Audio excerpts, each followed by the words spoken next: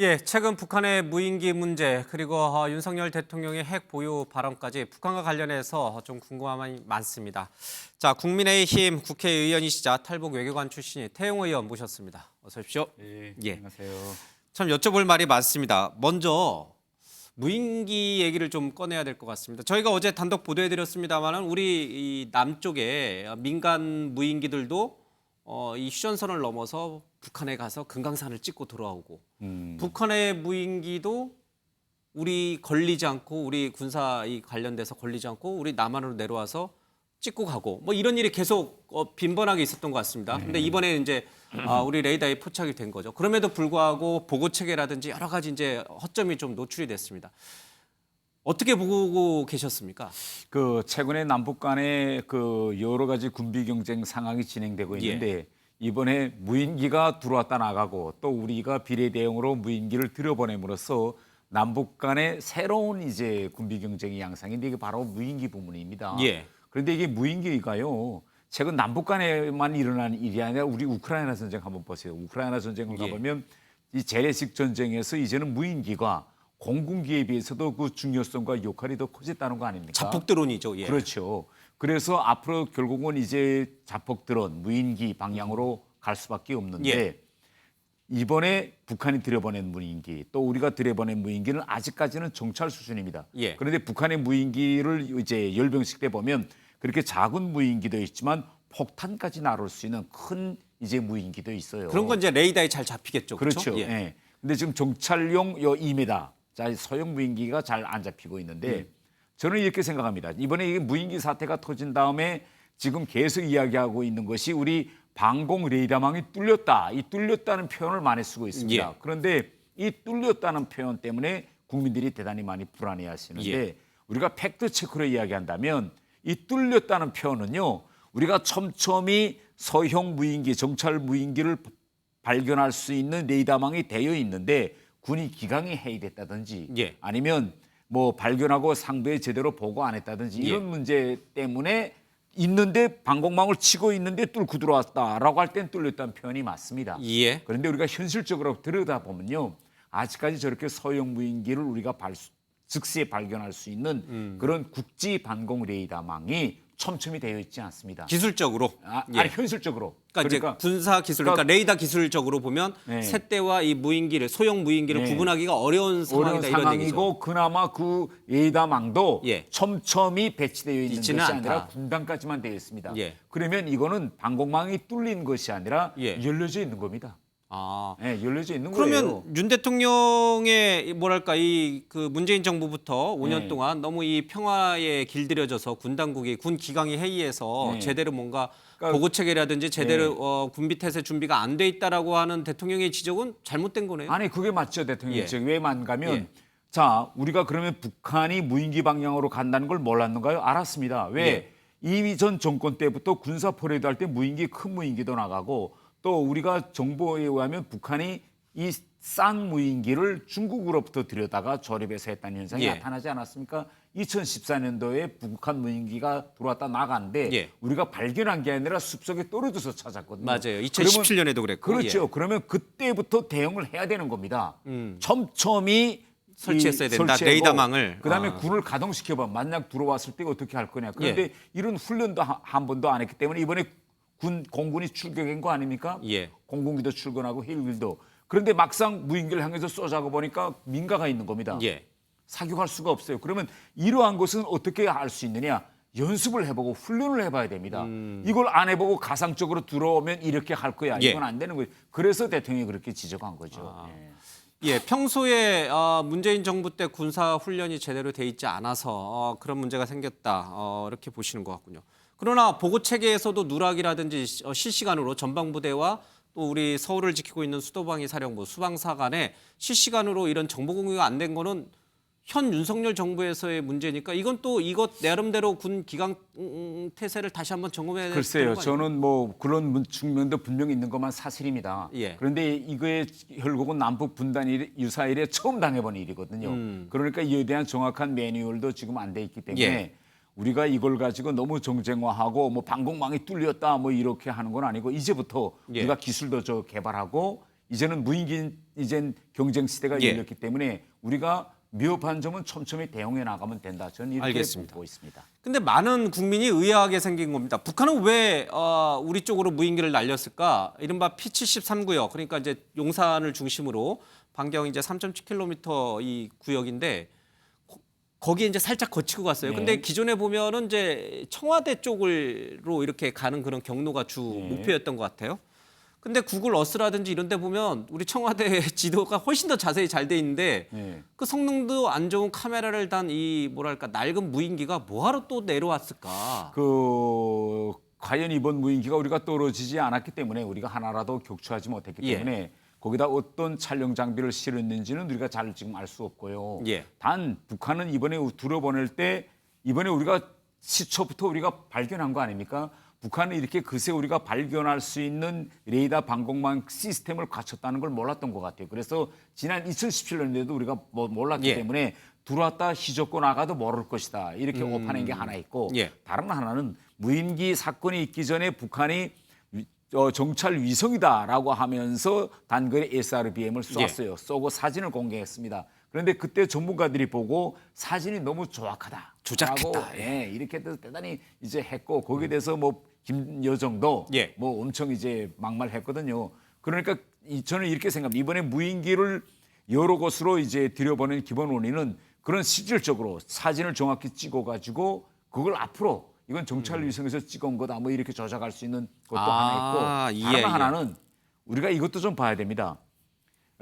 북한은 이 무인기가 공군기에 비해서 훨씬 싼 무인기입니다. 저렴한 거죠. 대단히 저렴하죠. 제조 비용이. 네, 제조 비용이 저렴합니다. 그래서 이 남북 간의 지금 경쟁이 치열한데 군비 경쟁에서 이 무인기와 같은 걸 한번 들어서 우리를 흔들어 놓음으로써 우리가 어차피 그에 대한 대응을 하고 그에 예. 대한 예산을 만들고 하면 결국 우리 북한은 공격이고 우리는 방어잖아요. 예. 그래서 거기에 많은 군비가 지출되게 하는 그런 또 여러 가지 다목적도 있지 않았는가. 저는 이렇게 이제 예. 생각합니다. 무인기가 찍은 사진을 마치 북한 정찰 위성이 찍은 것처럼 네. 조작할 가능성 때문에 그렇죠. 예. 그것도 그러니까 또 이번에 새로운 만약 우리가 새로운 실제 하나라도 해석이군요. 격추했다면 거기 어떤 카메라를 설치했을까, 어떤 장면을 찍었을까라는 걸 봤으면 좋겠는데 거기에 좀 대단히 아쉬운. 예. 또 북한의 그런 다목적 포석 의도가 있었군요. 알겠습니다. 또 최근에 여러 사람들이 북한에 대해서 궁금한 가장 관심을 많이 갖고 있는 것 중에 하나가 이 김정은의 딸 김주애예요. 예. 그래서 여러 차례 지금 데리고 나옵니다. 굉장히 ICBM 그 공장에 갔을 때도 그렇고 발사 현장도 같이 지켜보기도 했고 김주애가 왜 이렇게 자주 등장할까? 알려진 바로는 김주애보다 위에 오빠가 있다고 알려져 있잖아요. 아마 네. 이게 또 세습 체계가 이어진다면 그 아들에게 갈 가능성이 높은데 혹시 아들을 건너뛰고 이 둘째 딸인 이 김주애가 될 가능성도 있는 겁니까?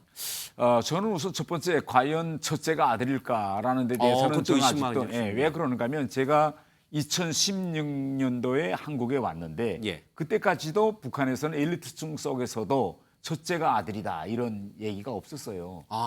예. 그런데 둘째가 김주애란 말은 이건 우리 정보 당국이 발표한 것보다도 데니스 로드맨이라는 미국 맞아요. 농구 스타가 2013년도에 북한에 가서 연회장에서 이설주가 그렇게 말했다는 거 아닙니까? 예. 또 본인이 인터뷰에서는 본인이 안 와봤다고도 그래요. 예. 그런데 2013년을 지금 우리 정보 당국은 김주애의 출생 예. 연일로 보는데 이 북한 문화상요. 2013년 되면 몇 달밖에 안 된 아기잖아요. 예. 그런데 북한에서는 산모가 몇 달짜리밖에 안 된 아기를 그렇게 행사장, 그것도 외국인 행사장에 데리고 나가지는 않거든요. 예. 그리고 집에서도 외부 인원이 1살 되기 전까지는 철저히 들어오는 것도 좀 막습니다. 뭐 집에다가 뭐 산모, 그다음에 친척들 간에 집에서 우리가 말하는 예. 뭐 장례라든가 이런 게 생겼을 때 오겠다고 해도 친척들이 어르신들이 야 집에 아기가 있으면 오지 마라 이렇게 말하거든요. 이게 문화인데 그래서 저는 그때 데니스 러드맨이 봤다고 하는 그 김주애가 예. 그 2013년에 태어난 김주애가 아니라 2010년대에 태어난 마지가 아니겠느냐. 그럼 2013년이면 두세 살 정도 되기 때문에 예. 행사장에 나올 수도 있거든요. 그래서 여러 가지 우리가 딱 단정적으로 첫째는 마지다, 둘째는 뭐 여자인데 첫째가 아들이다. 이건 아닐 수 있다. 김주애다 이렇게 우리가 단정적으로 가는 건 아니고 좀 더 지켜봐야 될 것 같고 예. 왜 그러면 지금 데리고 나오느냐 이건데 저는 미사일과 많이 좀 연결시켜 보고 싶어요. 예. 김주애가 이번에 3번 나왔죠. 그러면 아버지가 자기 딸을 좀 세상에 공개하고 싶다라고 하면 장소도 바꿀 수 있어요. 뭐 첫 예. 번째는 미사일, 뭐 두 번째는 공연장, 세 번째는 뭐 이번에 진행된 조선선언단 뭐 이렇게 예. 장소를 바꿀 수 있었음에도 불구하고 김정은은 3번 다 미사일입니다. 그러면 이걸 통해서 국제사회에 그 무엇인가 보내려는 메시지가 분명했겠는데 예. 이 메시지는요 지금 4대는 물론 우리 4대까지도 핵, 이 미사일은 변함이 없다.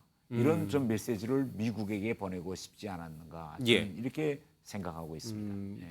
대외적으로는 미국이나 서방 세계에 우리는 절대 핵미사일을 포기하지 않을 것이라는 강력한 메시지를 전하는 것과 동시에 대내적으로는 4대까지 갈 것이다. 김주애라고 하는 내 자식 세대도 이런 분위기에서 우리가 핵미사일을 포기하면 절대 안 된다라는 걸 강력하게 심어주는 예, 그렇죠. 후계 그리고, 교육이군요, 일종의. 예. 그러니까 이게 딱 김주애가 후계다 이게 아니고 우리 4대까지 갈 거야. 여기에서는 변함없다라는 걸 이제 각인시키려는. 겁니다. 예. 알겠습니다. 그래도 김주애가 자꾸 이제 그 화면에 나오니까 네. 북한 후계 구도에 뭔가 변화가 생겼나? 왜냐하면 이제 김정은 다음의 후계 구도로 지금 김여정 얘기도 얼핏 나왔거든요. 예. 왜냐하면 이제 그 지금 김주애라든지 또 김정은의 자식들이 아직 어리니까 그 중간으로 고목격인 김여정이 김정은의 뒤를 바칠 거 아니냐 이런 얘기도 나오는데 뭔가 후계 구도에 적자, 그러니까 아들 중심의 적자 계통이 좀 깨진 게 아닌가 이런 해석도 좀 있어요. 그 북한은 시종일관 백두혈통, 이 혈통론을 강조합니다. 그럼 혈통론이라는 거는 쉽게 이야기하면 김씨라는 그 성을 이어가겠다는 거 아니겠습니까? 예.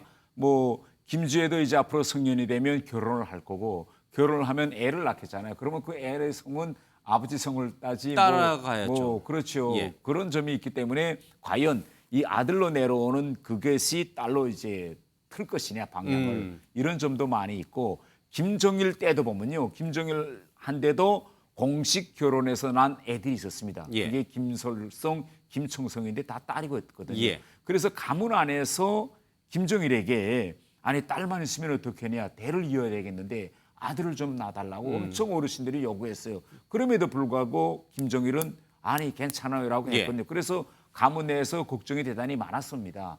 그런데 그때 가문 안에서도 또 북한 사회에도 김정일 한데 김정철, 김정은이라는 숨겨진 아들들이 있었다는 건 누구도 몰랐습니다. 예. 그러니까 김정일은 그때 아들로 이어진다는 걸 마음 놓고 있었는데 그걸 몰랐던 김정일 가문 내에서나 또 북한에서 고위층에서는 걱정이 많았죠. 예. 그래서 저는 앞으로 향후 지금 현 시점에서 뭐 김정은 유고 사태가 나고 아직 애들이 미성년자여서 김여정이가 과도기전 단계로서 일시적으로 북한을 뭐 이끌 수는 있겠지만 백두혈통이라는 그 기본 줄기는 저는 흔들지 않을 거다. 저는 이렇게 알겠습니다. 생각합니다.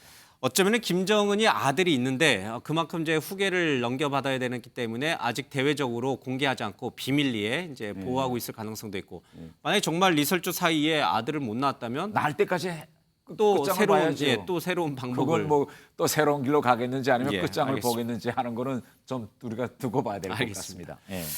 어떻습니까? 일각에서는 윤석열 정부가 등장한 이후에 대북 강경 노선이 계속 이어지고 있고 최근에 대통령이 물론 조건을 달았습니다마는 우리도 자체적으로 핵을 가질 수 있다 이 발언을 하면서 남북 관계가 더 긴장 관계로 빠져들고 자칫하면 남과 북의 핵 대결이 이루어지는 거 아니냐는 이제 불안감도 분명히 있습니다. 저는 우선 어떻게 보세요? 전체적으로 이런 말을 좀 하고 싶습니다.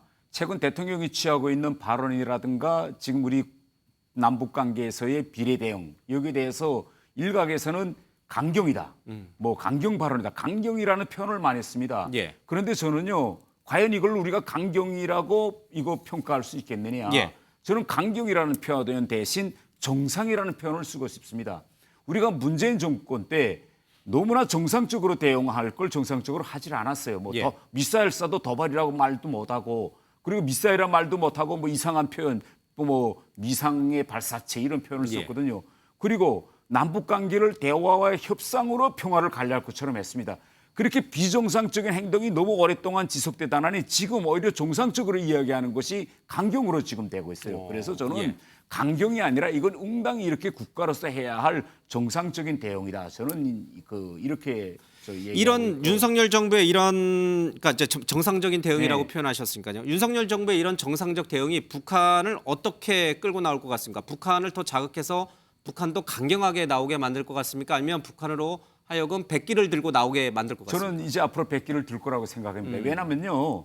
지금 우리 평화 지수를 좀 데이터상으로 좀 예. 들여다봅시다. 마치 최근에는 이야기하는 게 남북 관계가 지금 최악이다. 또 군장 상태가 긴장 상태가 최고조에 이뤘다. 이 최라는 표현을 많이 쓰는데요. 예. 우리가 남북의 상태가 지금 최고조, 뭐 최악이라고 할 때는 남북이 물리적으로 부딪혀야 됩니다. 예. 예? 연평도처럼 포탄이 오고 가고 천안함처럼 둘로 쪼개지고 그래서 결과는 인명피해가 나야 돼요. 예. 그런데 지난 한 해 동안 인명피해 있었습니까? 남북이 물리적으로 충돌했습니까? 그렇지 않았어요. 30여 차례 78의 미사일을 쐈는데 70발 정도 쐈는데요. 딱 한 발이 우리 쪽으로 넘어가도 예. 울릉도 앞에 떨어지고 나머지는 김정은이가 다 북한 쪽에다 대고 쐈어요. 그러면 왜 이거 북한 대고 쐈을까요? 이거는 윤석열 정부의 그런 비례대응 원칙에 쫄았기 때문에 일이 터질까 봐 김정은 나름대로 지금 자제하고 있는 겁니다. 예. 그다음에 우리가 두 번째로 평화지수가 제가 높다고 생각하는 건요. 지난해 12월 달에 북한 당전원회의 했습니다. 당전원회에서 군서열 1위 박정천은 날리고 예. 아야 해임시키고 그 밑에 북한 군부 전원을 교체했어요. 완전히 전원 한 사람도 안 남기고 이게 북한 역사에서 처음 있는 일입니다. 뭐 잘 일이 안 돼서 총참모장을 바꾼다든지 국방상을 바꾼다든지 하는 일은 지난 시기 있었습니다. 근데 전원을 다 교체한다는 건요. 우리가 월드컵에 팀을 보낼 때 16강을 목표로 하고 보냈어요. 그런데 매 경기 다 졌어요. 그러면 감독으로부터 시작해서 선수단 전원을 교체한 격이잖아요. 지금. 예. 그러니까 일이 안 되기 때문에 전부 다 교체한 겁니다. 그리고 두 번째로 제가 이야기하고 싶은 건 그러면 이번에 전부 다 교체한 북한 군부가 이게 언제 들어선 군부냐? 지난해 6월 달에 들어섰습니다. 예.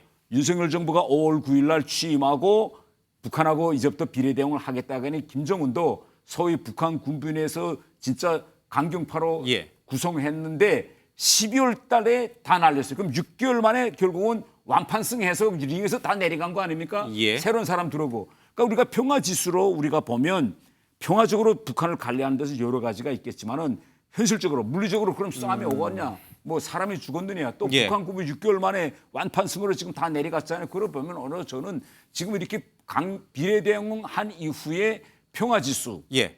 평화의 안정적인 관리가 오히려 지금 더 잘 되고 있는 상황이다. 저는 이렇게 이야기하고 싶습니다. 지금 윤석열 정부의 대북 기조가 오히려 북한으로 하여금 굴복 또는 저 평화로 나오게끔 만들고 있다 이렇게 보시는군요. 알겠습니다.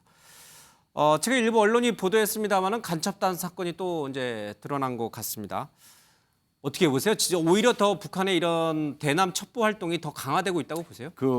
우리가 북한 간첩, 일단 북한 간첩의 특징이 뭔가를 먼저 국민들이 알아야 됩니다. 다른 나라에서 일반적으로 우리가 간첩이라고 하면요. 예. 정보 수집 기능이 기본입니다. 그런데 북한 간첩의 특징은 첫 번째 사명은 뭔가면 체제 전복입니다. 남한 체제 전복. 그렇죠. 이게 다른 겁니다. 그래서 일반적으로 우리가 북한 간첩하면 뭐 정보나 수집하면 이게 예. 아니라 북한 노동당 규약에 있는 것처럼 이 체제를 우리가 누리고 있는 자유민주주의 체제를 전복하는 겁니다. 예. 그래서 북한 간첩들이 하는 행태를 보면요. 정보 수집 기능보다도 오히려 조직을 늘리고 예. 이렇게 우리가 이석기 사건에서도 보지 않았습니까? 이런 위기 상황 발생 시에 일어나서 뭐 철교를 폭파하고 이런 말하자면 체제 전복이기 때문에 이 측면이 다르다는 점을 제가 이야기하고 싶고요. 예. 최근에 보면요. 문재인 정부가 들어와서 이 간첩들에 대해서 가장 중요한 대공 수사권이라는 게 있습니다. 예.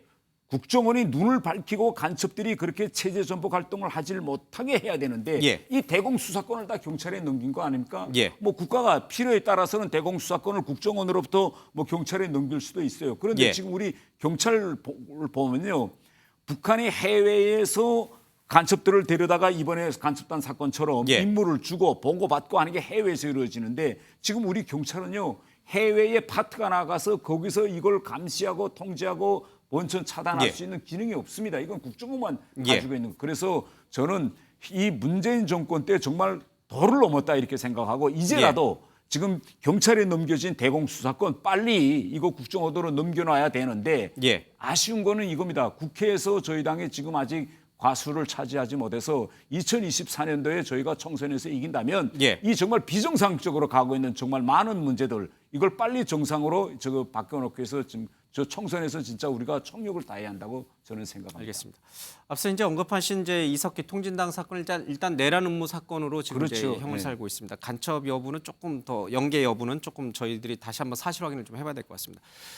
자, 그런 의도에서 이번에 그러면 국민의힘이 다수당이 돼야 된다. 예. 그래야 뭐랄까 이 남북 관계라든지 아니면은 이제 어떤 평화라든지 이런 것이 더 공고해질 수 있다.